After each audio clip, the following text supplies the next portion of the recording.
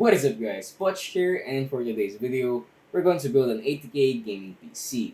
But before we go over the specs, let's have word from today's video sponsor, CD Key Offers. CD Key Offers is an online marketplace website where you can purchase game keys and software keys for cheap. They offer a legit Windows 10 Pro license key for only $19.44. But fortunately, CD Key Offers was kind enough to provide us a discount code, which grants us a 20% discount. To redeem the 20% discount, simply type CHI20, then click apply. From $19.44, it is now down to $15.55. You can pay CD Key Offers through several payment methods. After settling the payment, you can immediately find your Windows 10 Pro license key code in your purchase orders.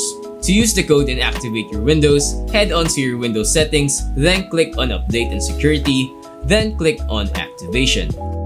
Copy and paste the code here, then click Next, then click Activate.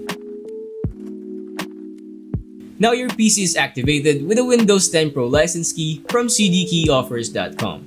You can watch my full guide on how to buy a Windows 10 Pro license key from cdkeyoffers.com down in the description. Thank you CD Key Offers for sponsoring this video.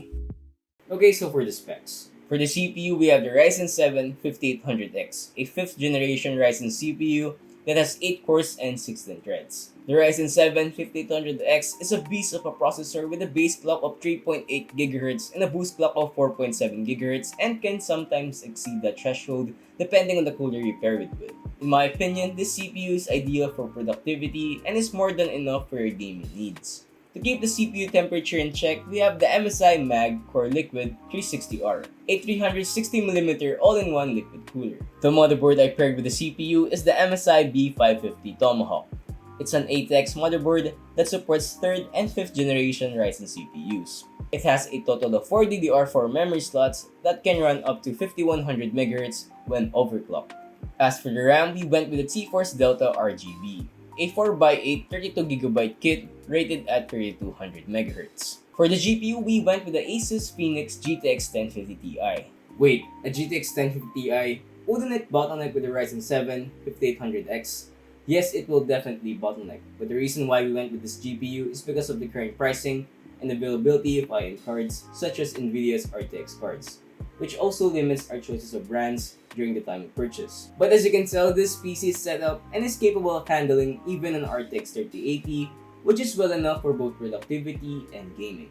So later down the line, when GPU prices go down and availability is decent, the client can easily swap out that 1050 Ti with a better and more powerful GPU. For storage, we went with a 500GB M.2 nvme SSD for the operating system and frequently used applications, and a 2TB hard drive for mass storage and some games. Powering this build is the Seasonic GX750. A 750W gold-rated power supply is well suited for this build and provides enough allowance in case the client wants to upgrade components down the line. For the case, we have the Inplay Robin 101 in black. It's an ATX case with a dual chamber design, giving you more space to hide and manage those cables. Paired with the case are 9 RGB fans, 6 of which are Cooler Master SickleFlow fans, and 3 are MSI fans that came with the AIO. I set 3 of them as intake and 6 as exhaust. Lastly, we have a LianLi Streamer Plus V2, a 24-pin cable extension for more bling-bling RGB goodness. And as always, all of the parts were bought from JDM Technobilmore. Date of purchase was during the month of July. The total cost of the build is 86,450 Philippine pesos. I'll put the specs and the price down in the description so you guys can check them out. Anyway, with all that being said, here's the build video and some quick benchmarks.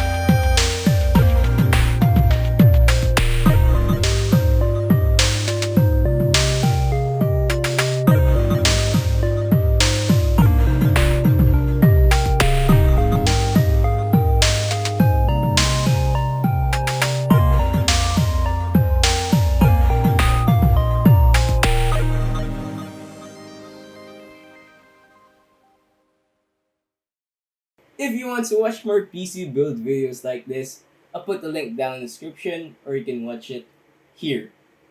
And that's it for this video, guys. If you liked it, please give it a thumbs up. If not, give it a thumbs down. Subscribe if you haven't, and I'll see you on the next one.